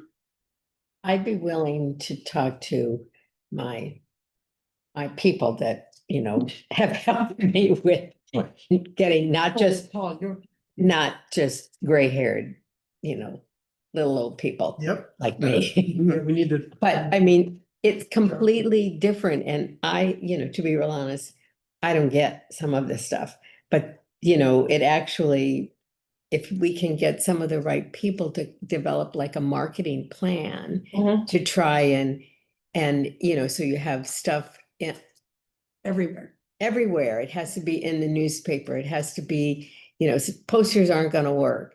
I mean, and then, Newspapers. and we really have to figure out what Harvest they want. Yeah, I think that working with or through things like the Chamber of Commerce, our newsletter, Island Housing Trust newsletter, we all have those kinds of vehicles to get out there. The Nursing Association probably has theirs, the Historical Society. But everybody who's putting out message, let's try and get them to get the message, and the school newsletters, high school and elementary schools. And then Any way possible. yeah, and then then we have to figure out, I'll ask, what would you do? We were gonna have this meeting and what's the framework and how do we reach the people? Because it's completely different. I was told like my grandson will not answer. He doesn't answer an email. He doesn't answer a text anymore. He doesn't answer this. He does. It's, well, I'm not sure what it was called anymore. Yeah. But it's very different. Slack. But so, we want to get the 20 some odd, 30-year-olds. Whatever ones are left. Yeah, the 20 to You ask- 40. And they, Ask the question, add-on question, which is what can we do at this meeting that will make it more attractive for you to actually show up on a weeknight or whenever it is, even though you're just getting off work and you have kids in school or a sporting event or whatever, and you have to make dinner. Like, what is it that besides, your civic duty and, sense of community, what is, what can we, how do we message it in a way or provide the things? That's, You're a good example. Yeah. What would be compelling enough about this to get you to go to this meeting, other than you're on this committee? I mean, I had second thoughts of walking through that door this evening. It's such a beautiful evening. It's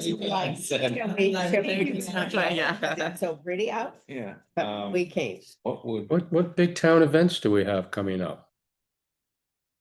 Parade's over, yeah. ice cream social's over, So Door's over. the village of Seal Harbor. my boat's sold.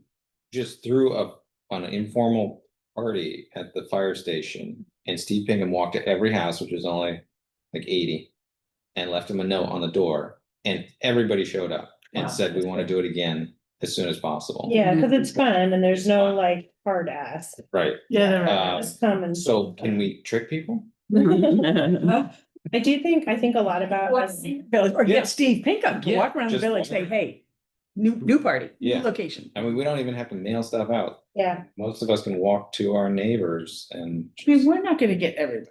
Right? No. We're not gonna get everybody, Yeah. but we do definitely want a good cross section. I do, as someone with elementary school age children, like having a movie going in the other room, and Mhm. pizza, or some people from. I don't know if there's like. Neighborhood house daycare. Yeah, having a couple people, like the Y does these parents' night out at the NDA, by Harbor Y. And like, it's great, they entertain your kids for a couple hours, but like, just something like that, or Mhm. there's, I don't know what they have at the neighborhood house. But maybe there's magnet tiles and or whatever, and if you make that happen, A you fun get event for people that kids. you want to hear from. Mhm. Is there enough space there? Well, I think when Different we have our annual town meeting in May, we have between 60 and 90 people show up out of 1,600. Wasn't it more like 1,500? Do you have a raffle there? Yes, I think that number, I think it's going down all the time. Can get it. But we Thing does not. we have trouble, and during the town meeting, it's been said, people are getting up and leaving. And, we have to say, excuse me, but if we go to 50 or below, Mhm. that it's We need over. less. We need to have at least that much. And I think that's the biggest challenge is, This is we're not getting much at a town meeting. This isn't. A town meeting, and it's not Kind gonna of be as brutal. long as a town meeting. Not to make it a longer event, but can we have a social hour beforehand? Mhm. Where Well, you mean a people meal, want yeah. to come hang out, and then somebody rings a bell and says, now it's time to Yep. talk Sure. about comprehensive. And see how many people leave. At our town's Economic Development Committee, that is an ongoing conversation of how do we identify and create opportunities for people to get together? Mm. Because people want to. Town picnic. Socializing, yeah. Well, So in the winter months mostly, it but sounds like maybe does it sound like we need like a subcommittee to work on getting outreach. outreach for this meeting? Can we ask, I guess maybe the select board or something like that, what budget we would have that we could have some sort of stuff at our meeting, What kind of stuff? food. Food, yeah. Can, we get, $500, $5,000, new car, Just overthinking. to try It's to, becoming more and more and more complicated. There's a lot of work to do that night. There's a lot of conversation to have that night. But you should always have food. Well, I'm just trying to get people in the door though. Make the food really easy too. I mean. Yeah. Tracy. Well, I just remember going there for our lunch several years ago, and they had it's called the, chowder competition. Mhm. That was, they Yeah, do that in the evening, yeah. and it was really. The fun. nursing That was- association. That was the nursing association, the Chowder Fest. Yeah. 300 people. Yeah, the first year it was a bomb. The second year, you couldn't get in, and I was like, Yep. If we get 300 people, wouldn't that be Small a miracle? discussions will be really interesting. Mhm. Well, it was just a thought. Right. But I think there also has to be enough prep and buzz around the community. Because it's gonna be, if you do something like that, you're gonna have a really hard time getting people to shift gears and actually do a business meeting. Because you're gonna have the Chowder Fest, right? And you're Yeah, gonna have people partying and you're gonna have people. That was it's it. like, and then it's like, okay, now, I suppose you're wondering why we called you all here. We're gonna do some serious conversation here. And it's gonna go on and on and on, and people are gonna, then you're gonna get people walking out. Well, there is a tone, and there is a timeline that we have to try to keep people focused on. Snacks some is things fine. that- Just like here. But food, principle number one of any meeting, like we should always bring some food to share, so that's a good thing. Potluck. Kathy brought Stephen's pictures. comments about like, if, you gotta make sure you have stuff for the kids to do, otherwise Mhm. parents aren't gonna be there or focused, so. We gotta talk about a lot of that stuff. Is it better to do it, when's the right time of the day/week to do it? What's worked here? I guess we need to ask working couples that have kids. When is a good time? Don't ask me. Late Saturday afternoon. I mean, like mid-morning Saturday even, I mean, there's things, I don't know, I've been to a couple. The school year's already started by that time, so we want to avoid events that the school might be having. That's right. And youth sports are kind of bananas. Well, I wondered about a Sunday afternoon Did we do an event on a Sunday in afternoon? February. Yeah, it turned out pretty good. It was, yeah, I think we had 40-something people. You were there with your wife and I think a 2-month-old baby at the time. Yeah. And we had Buddy Brown, who was 92, so we had a nice range of ages. I don't want to wait until February, but. No, But listen, like, that means there's something to do. The nice thing about doing it at that time of year is like, it's like, Something to do. there's less going on. Yeah. Yeah.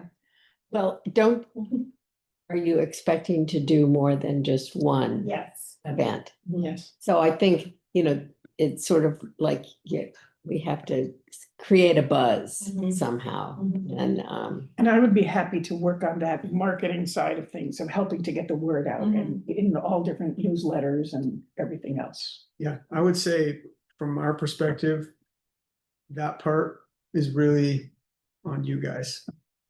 okay, Kathy, I can help, go Another- talk to Another people that idea, know what. Places that stay open, like I know in Bar Harbor, when they did their comp plan, they went, like, they had events at bars and restaurants that were open, and so it was kind of like the draw was to come and eat or drink, but also they had a microphone and they had a way to like encounter people in an informal environment, and I don't know if there's things like that here, where there's like That's a the only pub quiz place. night, or if there's, something like that.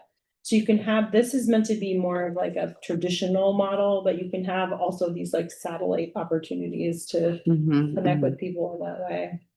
Yeah, And then if people stay, they can do karaoke. great. Mhm. Sing about your vision, sing about what you Yeah. love. But what we Love housing. Lament about housing. Yeah.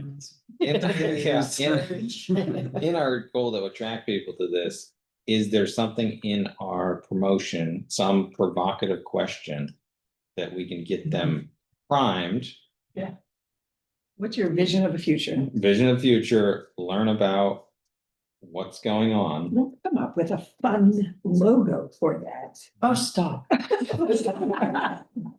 No, I mean, you're gonna have messages going out there, it's like Right, something that's but if recognizable. people walk into it already having some thoughts in their brain, Right. hopefully a better result comes out. They've already thought about the basic questions, they've acknowledged the problem. We don't need to talk about that anymore. We can just move to what do you want to see for the future, and then what are you willing to sacrifice, or what level of civic To make it duty happen. you want Yeah, to yeah. put into this? Yeah, Or how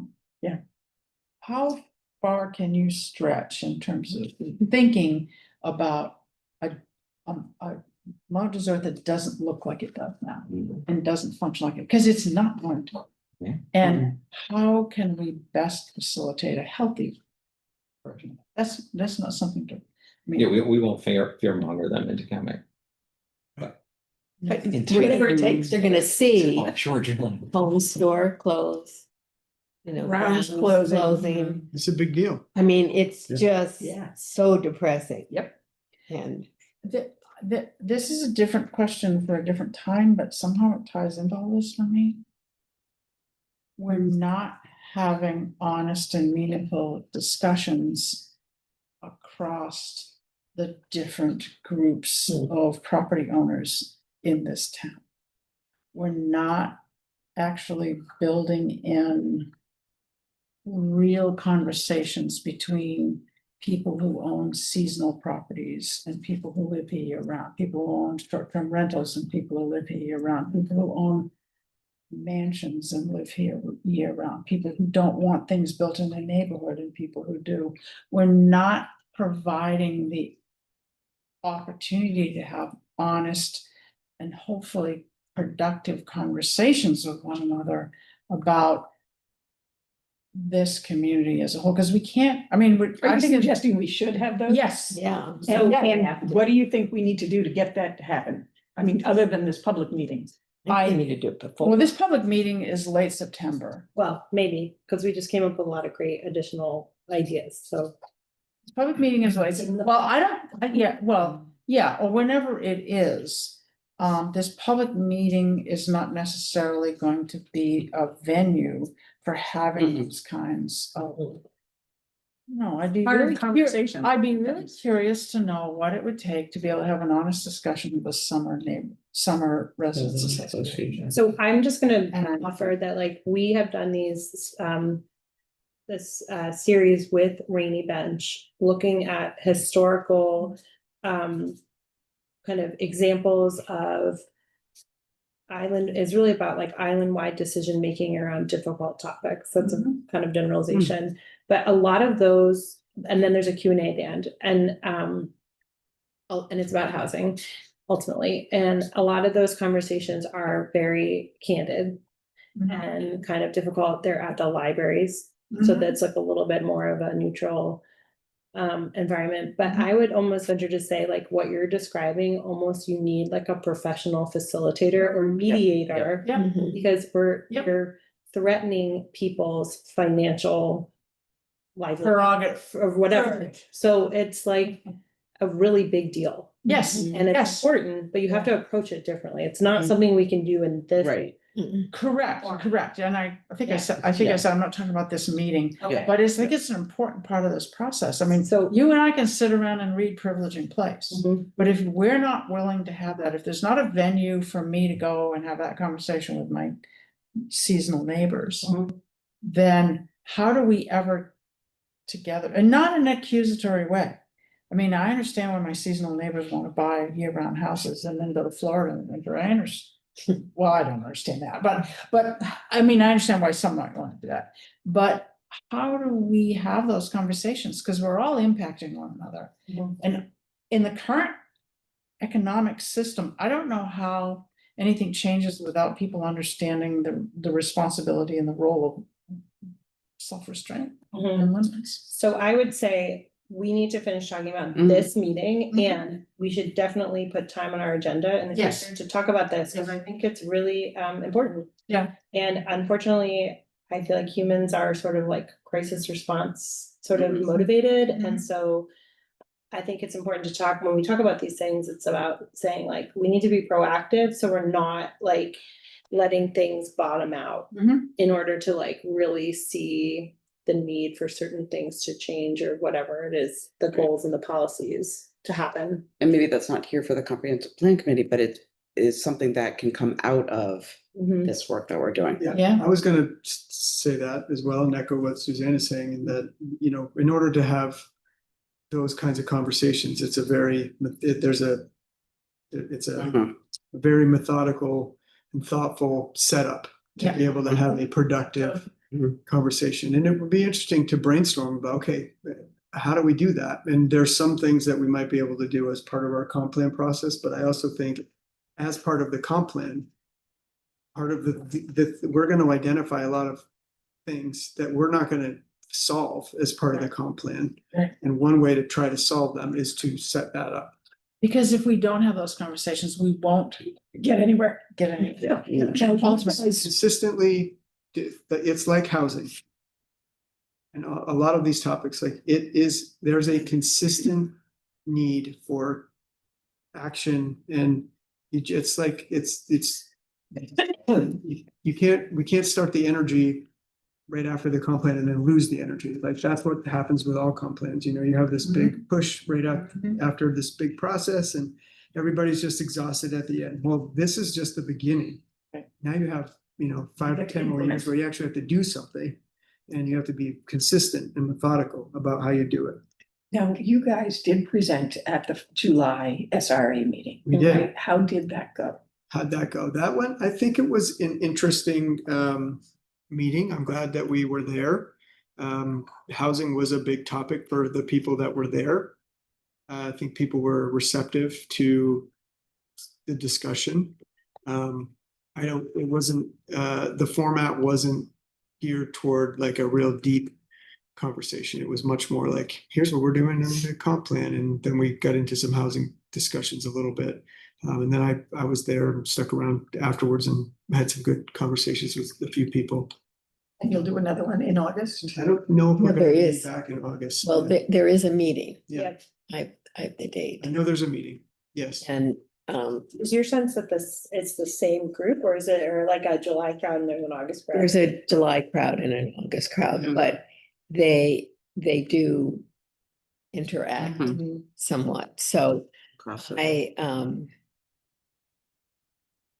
I think it's important to go and I can't do it anymore because I finally just said to them, look, I'm now illegal if I'm a summer resident Mhm. because we live here year round. Mhm.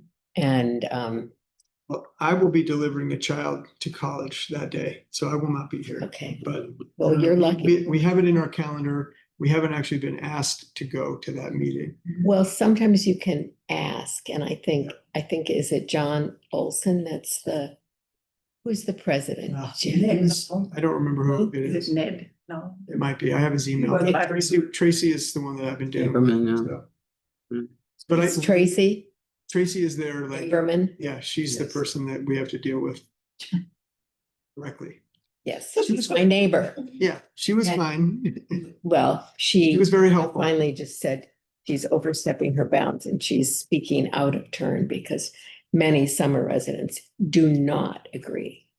Well, I don't know what the context of that is, but she was very helpful in facilitating us going to this meeting. And the way that we had also discussed it was, I think it would actually be better to have a summer residents association gathering that is specific to this topic and not all the other things, because first they were talking about tax assessments and there's like a bunch of different things on their agenda. We've been to those before, but if we could get them to actually just be there for this one topic, we could actually do some more better engagement. I would think that they would agree to do that. Yeah, I think people are interested. Yeah, and we can follow up with them. I do think we have an ambitious time frame that we set out for this planning process, but realistically, we will probably be in the position to meet with them next summer to go over goals and policies, like a more kind of, substantial set of things to respond to in terms of like, hey, After the it's been plan is approved by the town? recommending that all your houses are gonna be blue or whatever, and they're gonna wanna respond, There, I'm not I sure. think you need to do it before that. Yeah, I don't know how Yeah. realistic it is to think that we're gonna get this plan ready by the town meeting this year, because it needs to be ready by, in June. Yeah. Like, I mean, we're ready We're already. talking about 27 now, not 26. Well, the plan can be done before town meeting. Then it's gotta go through the state. Yep, It will be, it'll be well yeah. on its way by then, but the timing of Not how to this get year, everything no. ready is tough. Yeah. Yep. Yep. Alright. Okay, well, this is really helpful, and I like all your enthusiasm around how to reach out to people. So could I just maybe close the loop on this a little Yep. bit? Because I think we haven't resolved a few things and there was a talk of having a subcommittee or whoever, but I think we need to kind of take this back. We're gonna be having a meeting with the neighborhood house anyway on Monday, The 18th. the 18th. And so at that point, we can start to look at, what's some availability, but I think the biggest thing that I'm still unclear about is whether or not we should target a weekend. Sunday afternoon, or if we should target like weekday traditional. It's always hard to find a meeting night during the week because we all have this meeting, right, that meeting. Or sports. Sports. Yep, but is a Sunday afternoon take away from other things? I mean, Not if the kids have there's something. never a fun to do. good time. Club But- soccer happens on Sunday. Yeah. All over the state. You're just never gonna figure, No. yeah. Yeah, So maybe Suzanne and I just have to decide, this is when we're gonna be able to do it. Mhm. And then you Yeah, guys. we'll look at the school calendar and we'll, Yeah. obviously look at the town Yeah. schedule and stuff. I But think if you're there's not anything obvious, right, yeah, because there's always gonna be something. yeah. And so between now and our next meeting, which is the beginning of September, please engage with us on this topic. If we send you emails about like, here's when we're thinking this is gonna be. If somebody's like, oh my God, but half of you are on vacation that day or whatever, then we gotta, something we wanna know about. The last thing I wanted to mention too, and we don't have time to like really get into this, but I know I sent out the email about like a videographer, or it doesn't have to even be like a professional, but do you think there is value in like asking people, especially people we don't normally hear from, to like answer some of these questions on video, and then they could be like edited together and put onto the project website? So that's just something to think about. And I think it humanizes some difficult a conversations. lot of times plan committees or project managers will like do more of the touchy-feely stuff that we're less interested in. It sounds like, where in the beginning where it's like going out to a festival or a farmer's market and just getting kind of engaging people and getting them to feel optimism for the future of their community and like why this is a good thing to be involved in.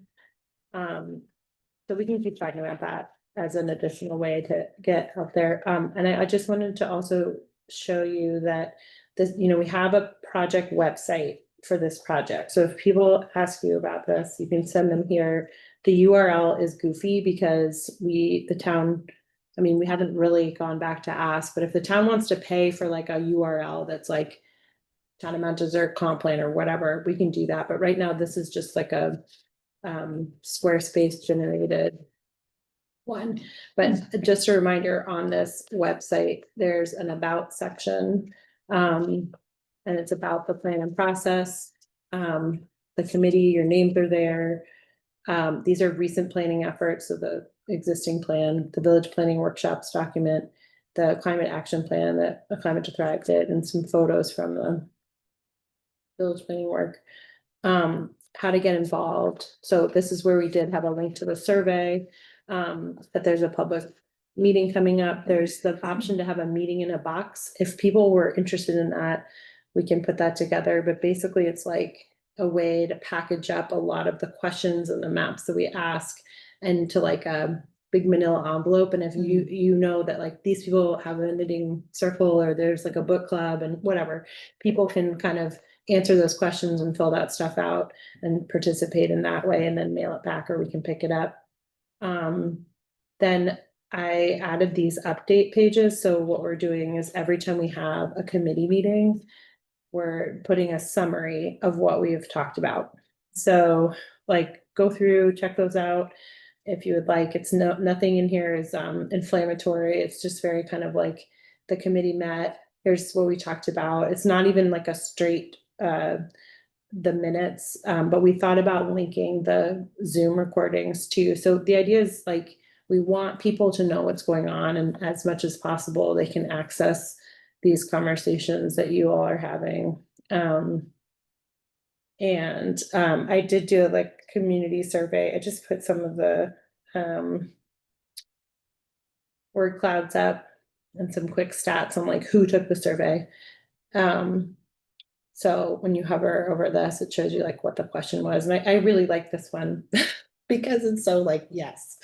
And like, what are the major challenges?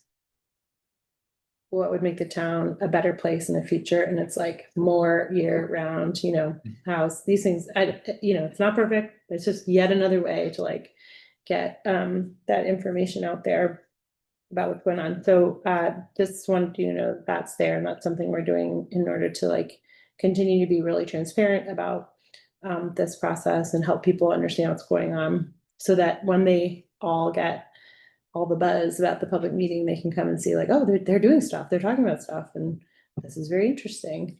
So, Well, let's actually highlight in the information about that meeting, so that people hopefully will be encouraged to look at a Google meeting. And you said that the town, it's got a silly URL because it's just a freebie. yeah, But the town could link to it. It could have something on their new website to say, if It you're does. interested. It's already- yeah. It's already there. Good. Yeah. Okay. I mean, Happy, you don't spend a lot of time on this page on the town website.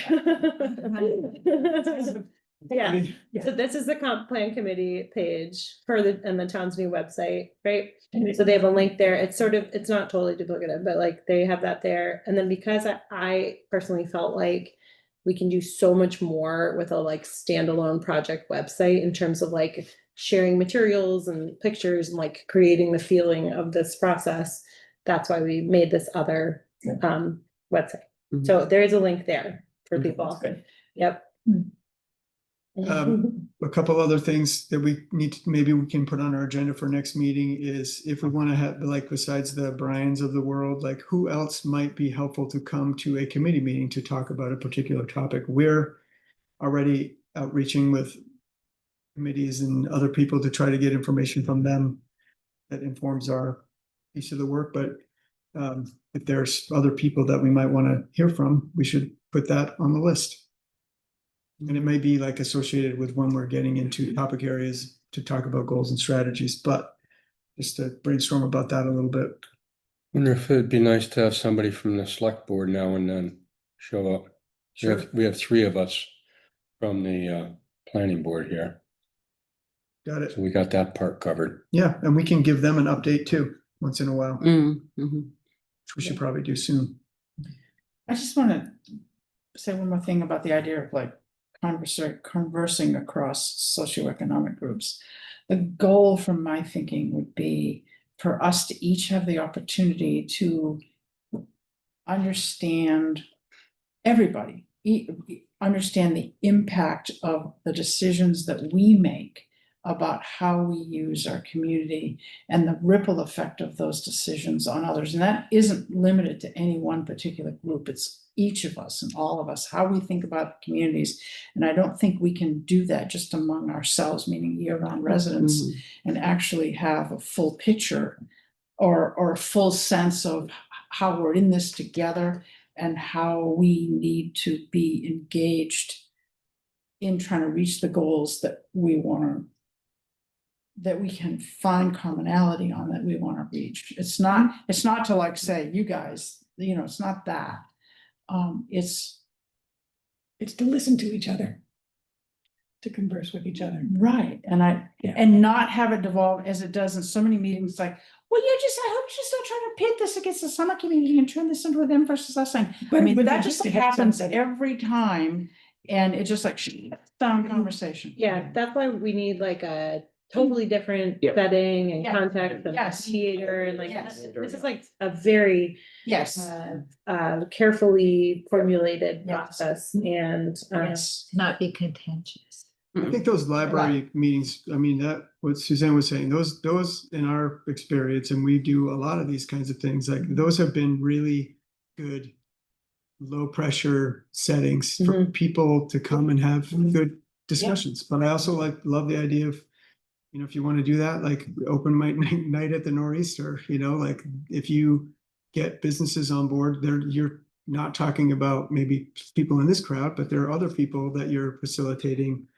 I don't know, there's all kinds of. Yeah, I like the library idea. You set up as a small panel discussion, you know, Mhm. and then have people come. Yeah. And you Yeah. know, dialogue. Been great. Mhm. Yep. All right, it's 7:00. Hearing no public comment, seeing no public for comment. Motion to adjourn? Take a motion to adjourn. Motion to adjourn? Yes, so, thank you. Those in favor can go. I. Yeah, thank you. Thank you, everybody. Good job. Thanks, Thank Noel and you. Suzanne. We will draft